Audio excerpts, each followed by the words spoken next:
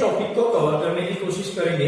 इससे पहले हमने बहुत सारे ग्रामर को सॉल्व किए। आज हम नॉट ओनली बट ऑल्सो को इंग्लिश ग्रामर के अंदर किस तरीके से सॉल्व करते हैं वो हम जानने की कोशिश करेंगे। ये पेपर में 1-2 मार्क्स के लिए पूछा जाता है। नॉट ओनली बट ऑल्सो, इसका मतलब हम समझ लेते हैं। नॉट ओनली बट ऑल्सो का मतलब होता है न सिर्फ ये बल्कि ये वो भी।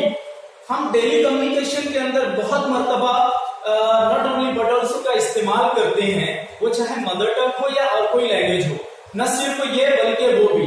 तो नॉट ओनली बट ऑल्सो का इस्तेमाल किस तरीके से किया जाता है या हम ये देखेंगे कि what is the definition of not only but also. तो यहाँ पर हम सबसे पहले what is the definition and what is the function of not only but also we will try to understand the definition of not only but also. सबसे पहले हम देखेंगे not only but also is used to connect. not only but also का काम क्या होता है? is used to connect करने के लिए and emphasize, प्रेशर देने के लिए, जोर देने के लिए इस्तेमाल किया जाता है। किस तरीके से? टू फ्रेजेस और two words in the same position.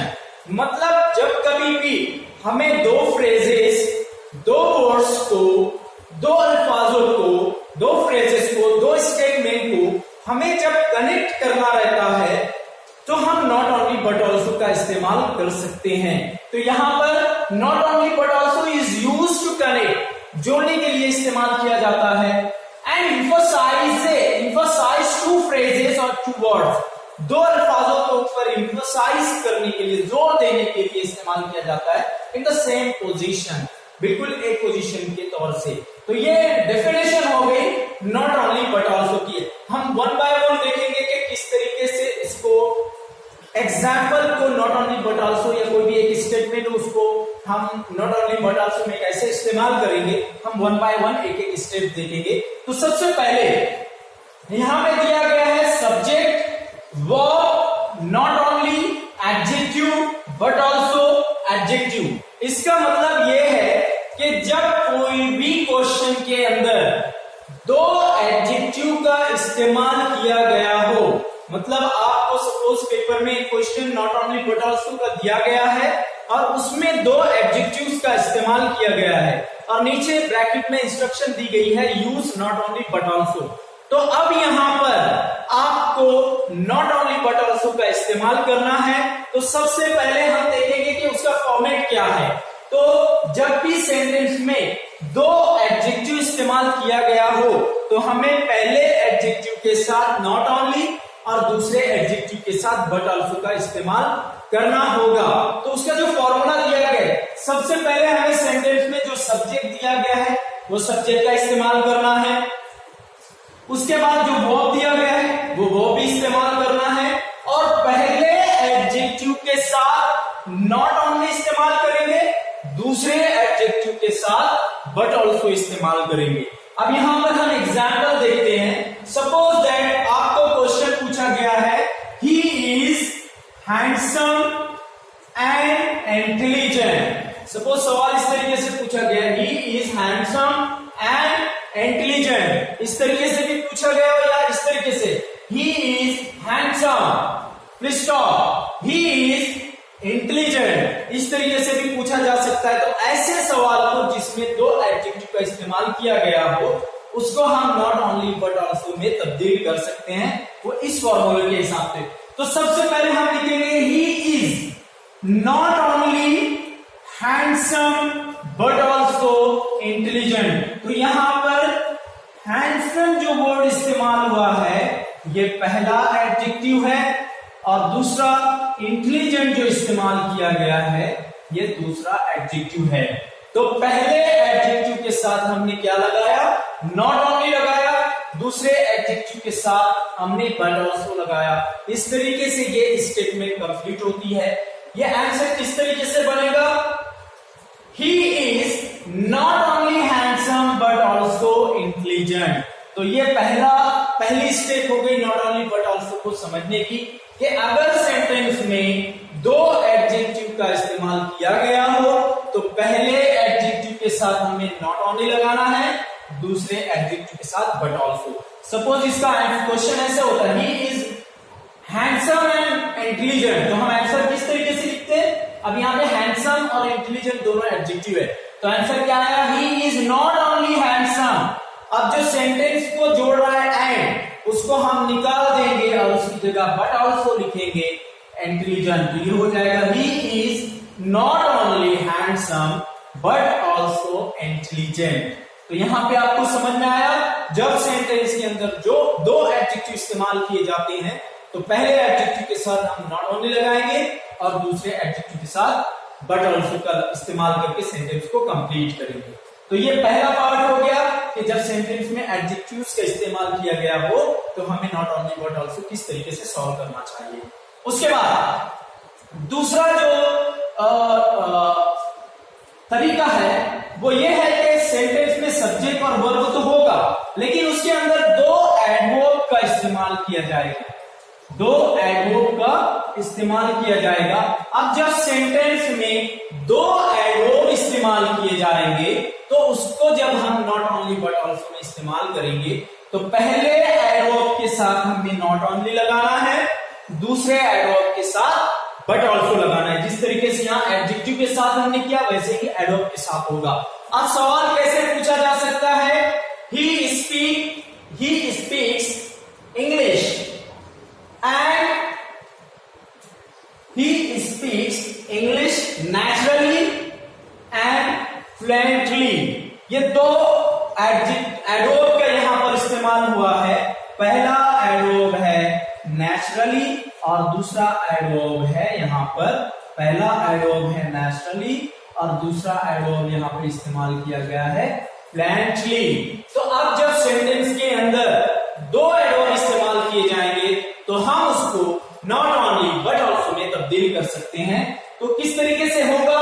He speak English not only naturally but also fluently. सवाल कैसे पूछा जा सकता है? इसका क्वेश्चन कैसे है? He speaks English and he speaks English naturally and fluently. He speaks English naturally and fluently. अब यहां पे दो वर्ड एडवर्ब इस्तेमाल हुआ, नेचुरली एंड फ्लुएंटली। अब इसको हम नॉट ओनली बट ऑल्सो में इस्तेमाल कर सकते हैं। तो आंसर किस तरीके से बनेगा? सबसे पहले हम सब्जेक्ट की जगह सब्जेक्ट लिखेंगे, वर्ब की जगह वर्ब लिखेंगे। अब यहां पे इंग्लिश इस्तेमाल हुआ है तो ही स्पीक इंग्लिश। अब पहले एडवर्ब के साथ हम लगाएंगे नॉट ओनली, दूसरे एडवर्ब के साथ हम लगाएंगे बट ऑल्सो। तो ये आंसर हो जाएगा he speaks English not only naturally but also fluently. तो ये दूसरा तरीका हुआ जब सेंटेंस के अंदर दो एडवर्ब इस्तेमाल किए गए हो तो हमें पहले एडवर्ब के साथ नॉट ओनली और दूसरे एडवर्ब के साथ बट ऑल्सो का इस्तेमाल करना होगा। तो this is the second format to change the sentence into not only but also. समझ में आया? एडजेक्टिव है तो एडजेक्टिव, एडवर्ब है तो एडवर्ब, लेकिन हमें पता चलना चाहिए कि एडजेक्टिव और एडवर्ब क्या है सेंटेंस में। तो मैंने आप लोगों को पार्ट्स ऑफ स्पीच ऑलरेडी पढ़ाया है, उसकी मदद से आप आसानी से पहचान सकते हैं। अब तीसरा जो तरीका यहाँ पे बताया गया है कि अगर सेंटेंस में दो नाउन इस्तेमाल किए गए हैं, सेंटेंस में दो नाउन इस्तेमाल किए गए हों और उस सेंटेंस को नॉट ओनली बट ऑल्सो की मदद से चेंज करना हो तो हम किस तरीके से करेंगे?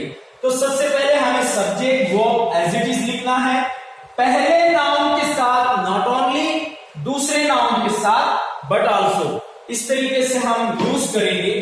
तो यहाँ पे जो एग्जाम्पल दी गई है, they visited not only Mumbai but also Pune. अब इसका सवाल किस तरीके से होगा?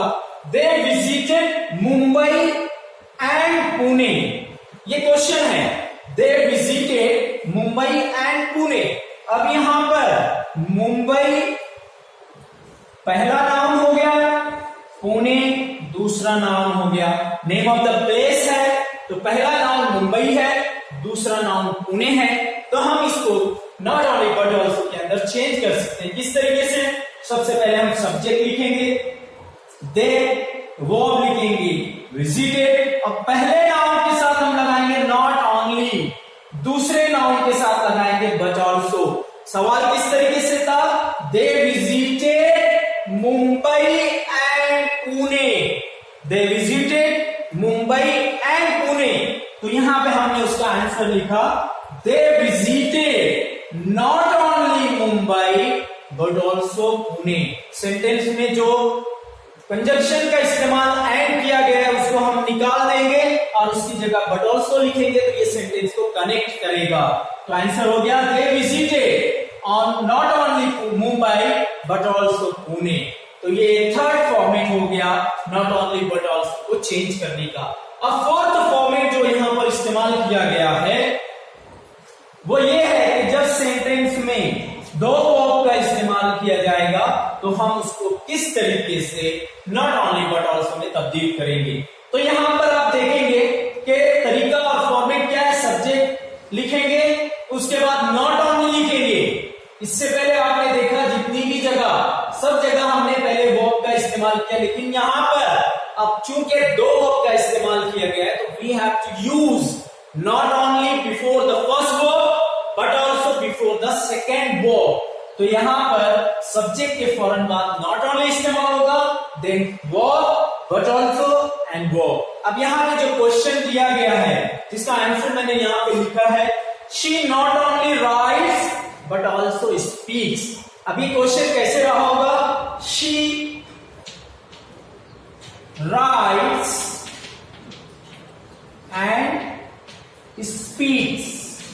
सपोज ये क्वेश्चन है शी राइट्स एंड स्पीक्स, वो वो लिख सकती है और पढ़ भी सकती है, वो लिखती भी है और पढ़ती भी है। तो इसको हमें नॉट ओनली बट ऑल्सो में चेंज करना है। तो किस तरीके से होगा? सब्जेक्ट लिखेंगे, नॉट ओनली लिखेंगे, पहला वर्ब लिखेंगे, फिर बट ऑल्सो लिखेंगे, सेकेंड वर्ब लिखेंगे। मतलब पहले वर्ब के पहले वर्ब जो दिया गया है उससे पहले हम नॉट ओनली और सेकेंड वर्ब से पहले बट ऑल्सो का इस्तेमाल करेंगे। तो आंसर किस तरीके से बनेगा? शी नॉट ओनली राइट्स, यहां पे पहले वर्ब का इस्तेमाल किया गया, उससे पहले हमने नॉट ओनली लगाया। She not only rights but also speaks, she not only rights but also speak. वो सिर्फ पढ़ सकती है बल्कि बोल भी सकती है, वो लिख सकती है बल्कि बोल भी सकती है।